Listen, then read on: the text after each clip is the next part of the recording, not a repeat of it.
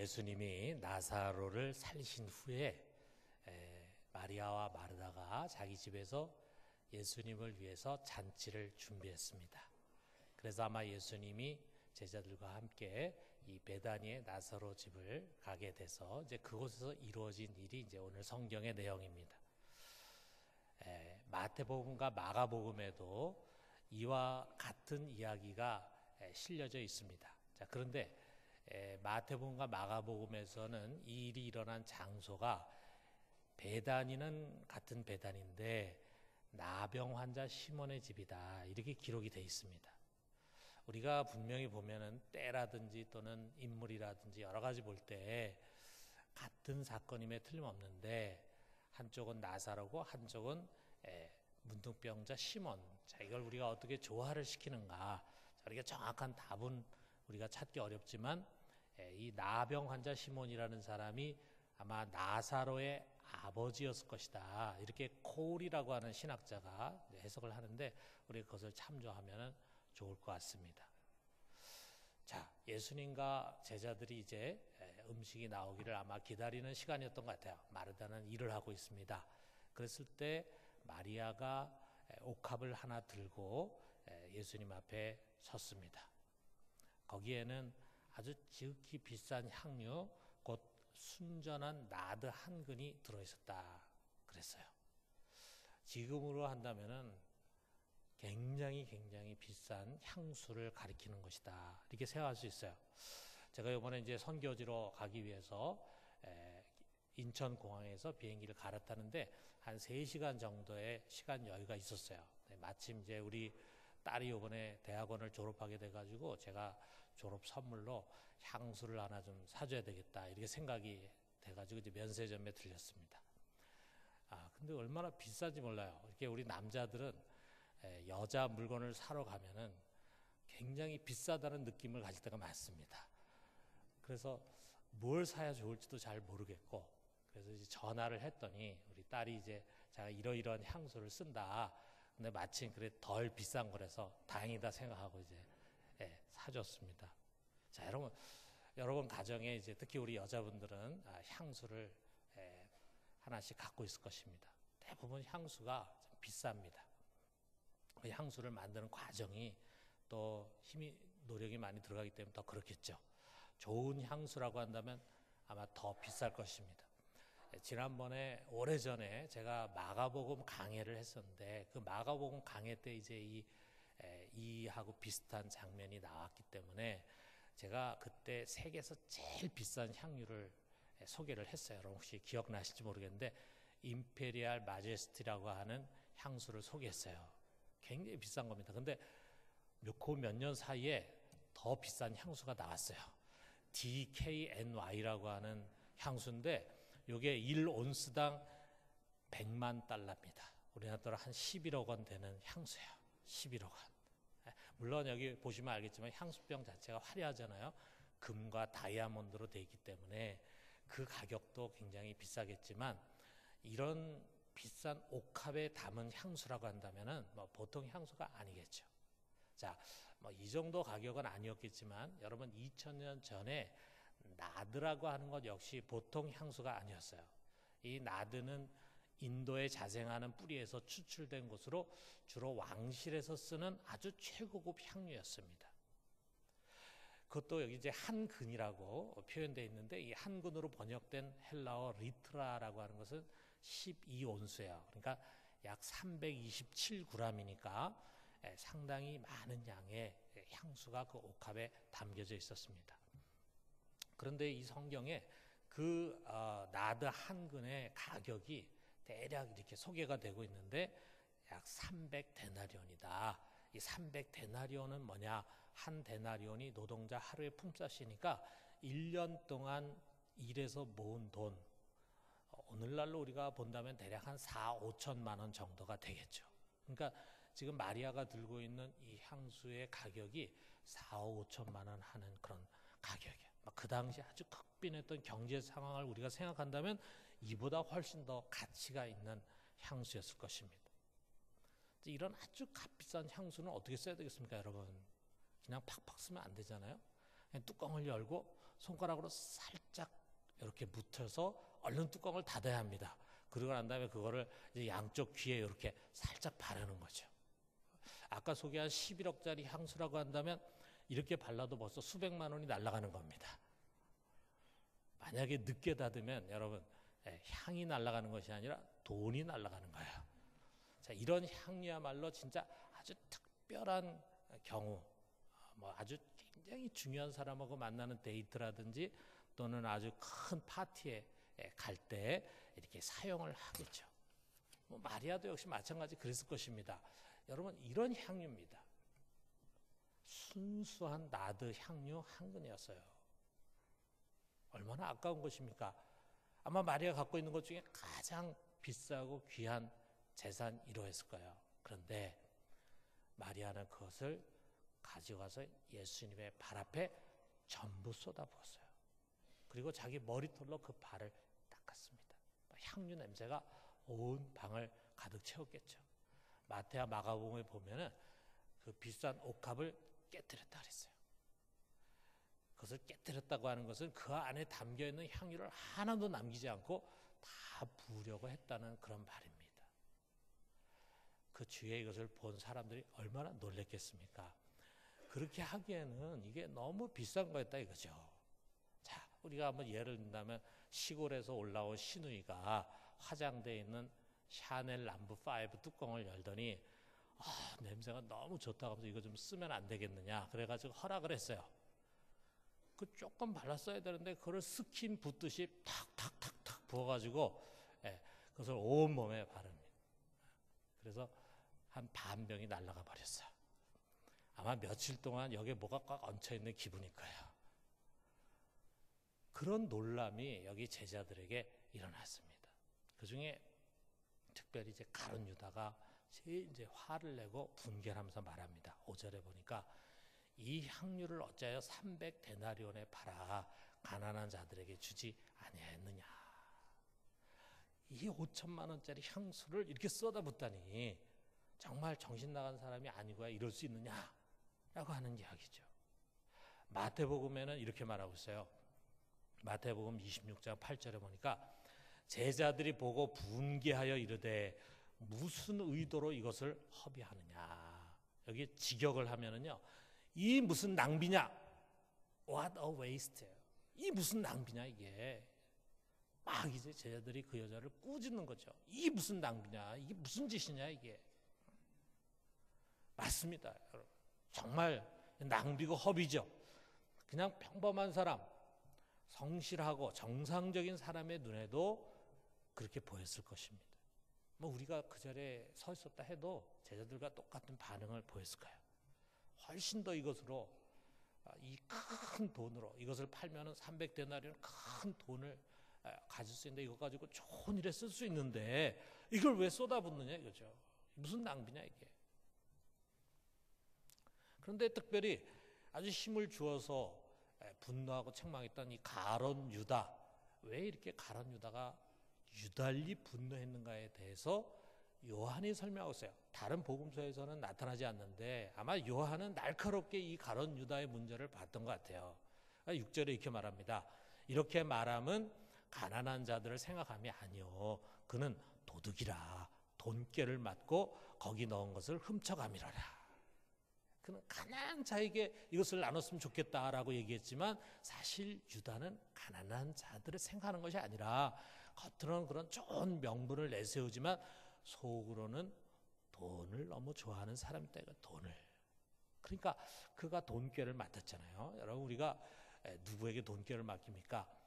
믿을 수 있는 사람이 맡기잖아요. 그래서 주님이 그를 신용하고 신뢰해서 돈깨를 맡았어요. 지금으로 하면 회계죠. 회계를 맡았는데 자, 사람들이 주님에게 쓰라고 또는 제자들과 함께 쓰시라고 하면서 공동체 이렇게 돈을 맡겼겠죠. 돈을 드렸겠죠.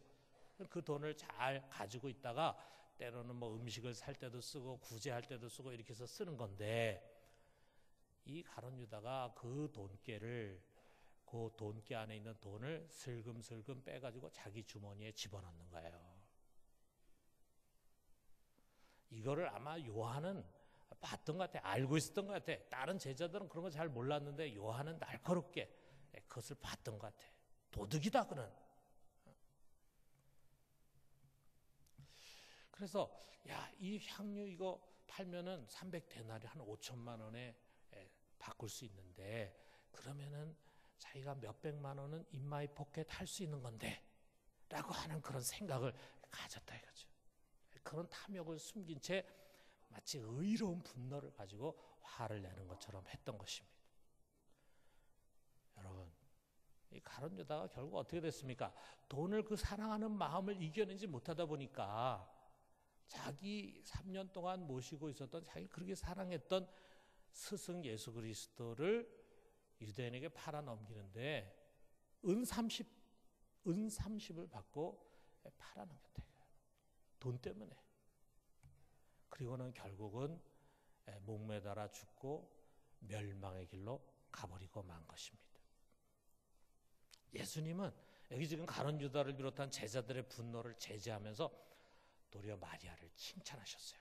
이게 보통 칭찬이 아닙니다. 7절에 보니까 그를 가만두어 나의 장래할 날을 위하여 그것을 간직하게 하라 그랬어요. 자, 요거를 좀 더 정확한 번역을 한 것이 표준세 번역인데, 그대로 두어라. 그는 나의 장사할 날에 쓰려고 간직한 것을 쓴 것이다.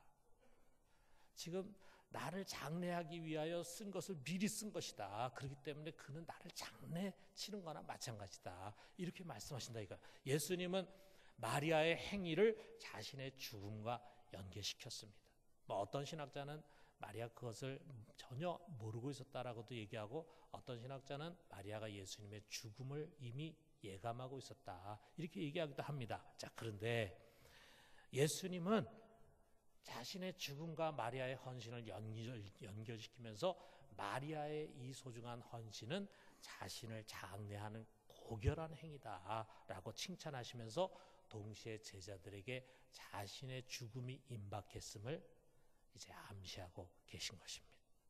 자, 우리가 이 예수님이 하신 말씀의 의미를 좀 더 들여다봐요. 여러분, 조금 뒤면은 어떤 일이 일어납니까? 지금 유월절 엿새 전이에요. 이제 이 유월절 절기에 예수님이 붙잡히고 그리고 이제 십자가에 못 박혀 죽게 되는 것입니다. 이제 조금 뒤면은 우리 예수님께서 이 세상에 어떤 옥합보다도 소중한 자신의 몸을 깨뜨릴 것입니다. 그리고 그 안에 담겨있는 보배로운 피를 쏟아낼 것입니다. 그리고 그것을 가지고 우리 머리끝부터 발끝까지를 다 씻어서 우리의 죄를 없이 하고 정결하게 하실 것입니다. 여러분 한번 생각해 보세요. 만약에 조금 뒤에 이 하나님의 아들 예수 그리스도가 자신의 몸을 우리들을 위한 대속의 희생 제물로 이처럼 쏟아붓고 깨트린다는 것을 알게 된다면, 그것을 알고 있다면 마리아가 이 값비싼 순전한 나드 향유를 쏟아부은 것 대단한 거 아닙니다. 허비도 아닙니다. 그것은 어떻게 보면은 마땅히 해야 할 아주 작은 일에 불과할 것이라는 것을 알게 될 것입니다. 마가는 축복의 말씀을 더 첨가했어요. 마가복음 14장 9절에 보니까 예수님이 이렇게 축복하십니다. 내가 진실로 너에게 이르노니 온 천하에 어디서든지 복음이 전파되는 곳에서는 이 여자가 행한 일도 말하여 그를 기억하리라. 자, 이 말씀대로 우리가 복음을 전파받았어요. 그렇기 때문에 우리는 오늘 마리아에 대해서 이야기합니다. 그리고 우리는 마리아를 기억해야 합니다. 무엇을 기억해야 합니까? 마리아는 진실한 신앙인이라는 사실을 기억해야 합니다. 마리아는 진실한 신앙이네요. 거기에 둘러선 어떤 제자들보다도 그는 진실한 신앙이네요. 진실한 신앙인은 정말 예수가 누군가를 알고 예수를 만난 사람이에요. 그 안에 있는 하나님의 은혜가 무엇인가를 아는 사람입니다. 그러므로 그 깨달은 은혜에 대해서 말로 다 할 수 없는 감사와 헌신으로 반응하는 사람, 그 사람이 진실한 신앙이네요.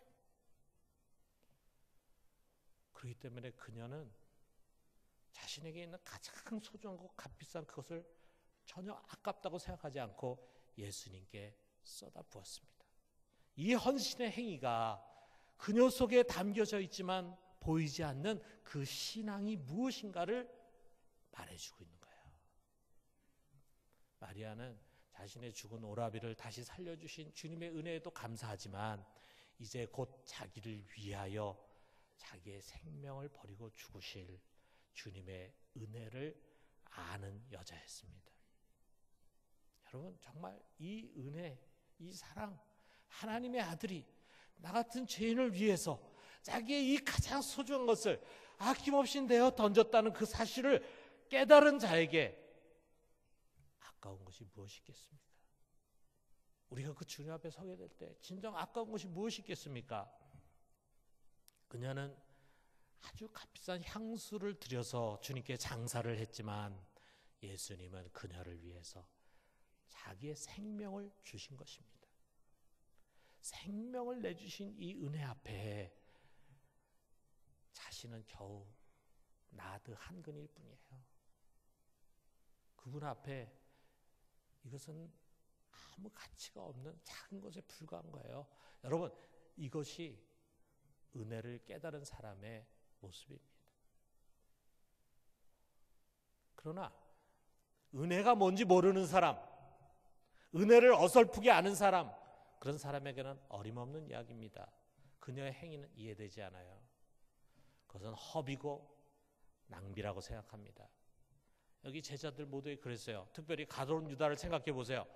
그가 예수님으로부터 받은 은혜가 얼마나 큽니까? 그는 수많은 사람들 중에서도 12제자로 뽑혀서 예수님이 그를 뽑았어요.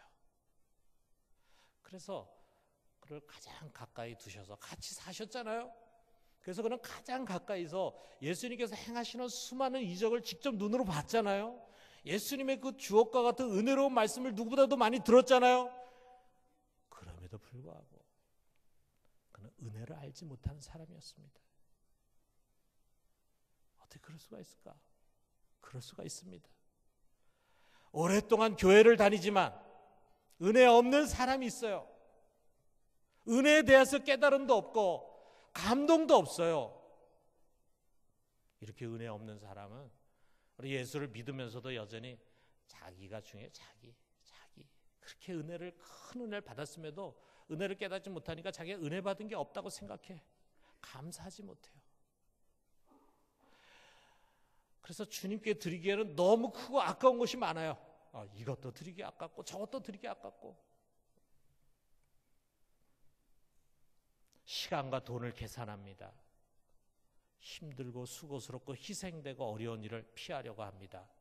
더 나아가서 교회 안에는 예수를 통해서 좀 더 자기 욕심을 채우려고 하는 사람들이 있기 마련이에요. 가룟 유다처럼. 여러분, 이것이 다른 것입니다. 마리아는 은혜가 무엇인지를 깨달은 진실한 신앙이네요. 그래서 다른 사람 볼 때는 그렇게 큰 것이라 생각하는 그것이 하나도 아깝지 않았어요. 정말 아깝지 않았어요. 후회되지 않았어요. 그 속에 있는 주님에 대한 진실한 사랑을 그는 자신의 헌신으로 보여줬습니다. 예수님의 눈에 그것은 거룩하고 숭고한 사랑의 헌신이었어요. 그러나 아직 그 수준에 이르지 못한 어설픈 제자들에게 그것이 허비에 불과했어요.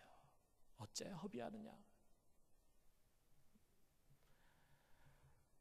제가 이번 한 8일 동안 이제 오국에 갔다 왔어요. 수련을 했는데 그 수련회 끝나는 날 아마 우리 교인들 문자 받고는 깜짝 놀래가지고 여러분 아마 많이 기도했을 것입니다.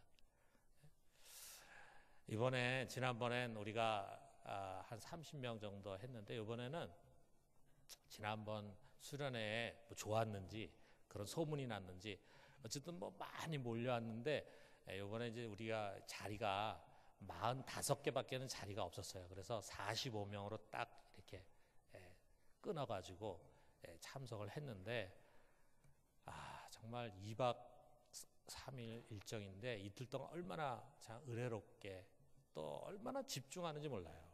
얼마나 열심히 배우려고 하고 은혜를 받는지 모릅니다. 그렇게 잘 진행됐어요. 자, 그런데 마지막 날 이제 그날 오전에 이제 강의하고 점심 식사하고 이제 헤어지게 되는데 아침에 이제 강의를 준비하고 있는데 우리 김성 교사가 내 방에 오더니 하는 말이 오늘 경찰이 덮친다는 정보가 들어왔다. 그래서 이 수련회를 중단하고 그리고 빨리 가야겠습니다. 그런 거예요. 그래서 제가 이제 우리 교회에 긴급하게 이제 기도 부탁을 했죠. 그러고 난 다음에 저도 짐을 쌌습니다. 근데 그 수련회장이 좀 따뜻했어요. 제 방이 아주 좀 더웠어요. 그래서 제가 내내 거기서는 이제 내복을 벗고 살았는데 갑자기 짐을 싸서 내복 생각이 나는 거예요. 그래서 내복을 얼른 입었습니다. 왜냐하면 조금 이따 혹시 내가 유치장으로 갈지도 모른다는 생각이 들었는데 거기는 굉장히 춥지 않겠어요? 거기서 몇 시간을 어쩌면 며칠 있어야 할지도 모르는데 그래가지고 제가 이제 중무장을 딱 하고 그리고 짐을 쌌습니다. 막 밖에서 웬 남자 큰 목소리가 막 들리고 어수선해. 그래서 저는 경찰이 벌써 왔구나. 간담이 서늘해질 뿐 아니라 야, 이 경찰 앞에서 신문 받을 때 내가 뭐라고 얘기해야 될까? 막 이게 머리가 막 복잡해지는 거야. 짐을 싸고 나오니까 벌써 이제 사역자들이 하나둘씩 벌써 차를 타고 빠져나가고 있었습니다. 그래서 우리도 여러분의 기도 가운데 아무 어려움 없이 그것을 이제 빠져나왔어요. 뭐 들리는 얘기로는 이미 경찰차가 와서 한 2사람 정도가 아마 기다리고 있었는데 외국인도 있고 그러니까 이제 정확한 이게 집회 실태를 알아야지만 덮칠 수가 있는데 그거를 이제 자기들이 확인하기 위해서 거기에 있었나 봐요. 근데 우리가 이제 아침에 집회를 안 하고 다 떠나니까 유야무야 되고 다 끝났습니다. 자, 그런데 원래 다 끝나는 날 저녁에 저희들이 이제 숙소 근처에 한국 식당에서 그 오국의 제일 중요한 지도자들 모여가지고 저녁 식사하면서 또 평가회도 하고 이제 보고회도 하는 게 계획이 돼 있었어요.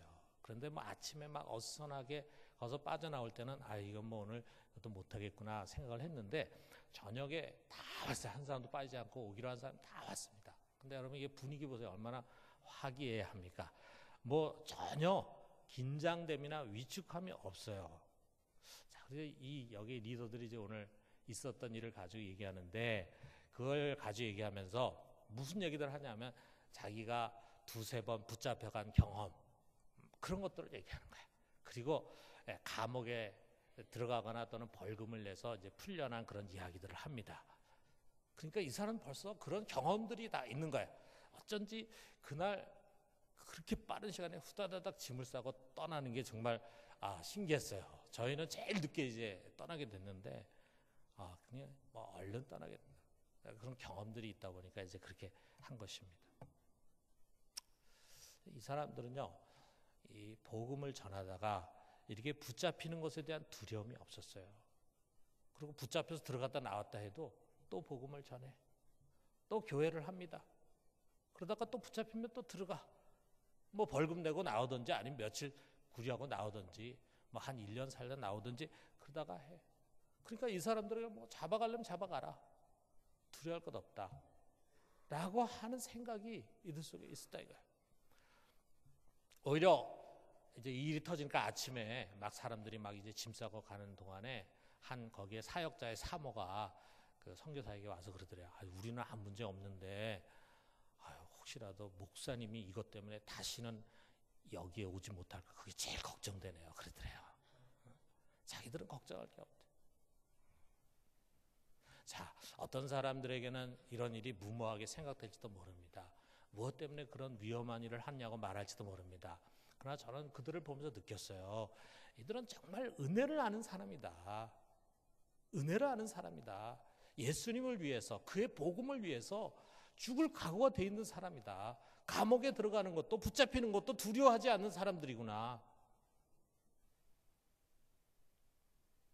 이들에게는 예수 그리스도와 그의 복음보다 소중한 것이 없었습니다. 정말 없었습니다. 그러므로 복음을 위해서 자기의 생명을 조금 더 귀한 것으로 여기지 않는다고 하는 바울의 길을 뒤따르는 영적인 전사들이었어요. 그들은 그들의 젊음과 그들의 인생을 허비하는 게 아니었습니다. 허비가 아닙니다. 어찌 보면 그들은 가장 소중한 것에 투자할 줄 아는 지혜로운 사람들이었어요. 사랑하는 성도 여러분, 우리 자신을 한번 돌아봅시다. 나는 그 비싼 향유를 아낌없이 예수님의 발에 쏟아부은 마리아에게 가까운 사람인가? 아니면은 옆에서 팔짱을 끼고 그것을 허비한다고 책망하는 제자들에게 가까운 사람인가? 아니면 더 나아가서 여전히 세상을 사랑하고 탐욕을 채우려고 하는 가룟 유다에 가까운 사람인가? 여러분 어디에 가까운 사람인 것 같습니까? 여러분의 지금의 모습은 어디에 가깝다고 생각합니까? 바로 그것이 내가 진정 은혜를 깨달은 사람인가라고 하는 것을 증명해 주는 것입니다. 여러분 우리가 오늘부터 새생명 축제를 준비합니다. 여러분 이 복음이 소중합니다. 왜냐하면 이 속에 우리 예수님이 우리를 위해서 찢긴 살과 우리를 위해서 흘리신 피가 담겨져 있기 때문이에요. 이것만이 사람을 살릴 수 있기 때문이에요. 복음을 전합시다. 그것으로 우리의 가족과 우리의 병든 이웃과 또 죽어가는 우리의 친구들을 살립시다. 여러분 이 복음을 전하는 과정에는 당연히 어려움이 있기 마련입니다. 수고스러움이 있기 마련이에요. 뭐 제가 갔던 그 나라에만 그런 것이 아니겠죠. 우리나라 안에서도 복음을 전할 때 여러 가지 불편한 일들이 생길 수 있겠죠. 그렇다 할지라도 여러분 우리는 기꺼이 그것을 해야 합니다. 왜 그렇습니까? 우리는 나를 위해 기꺼이 자신을 먼저 희생하신 예수님의 살을 먹고 그의 피를 마신 자들이기 때문입니다. 그렇기 때문에 여러분 우리는 복음을 위해서 우리의 소중한 옥합을 깨뜨리고 향유를 아낌없이 부어드리는 우리 모두가 되기를 주님의 이름으로 축원합니다.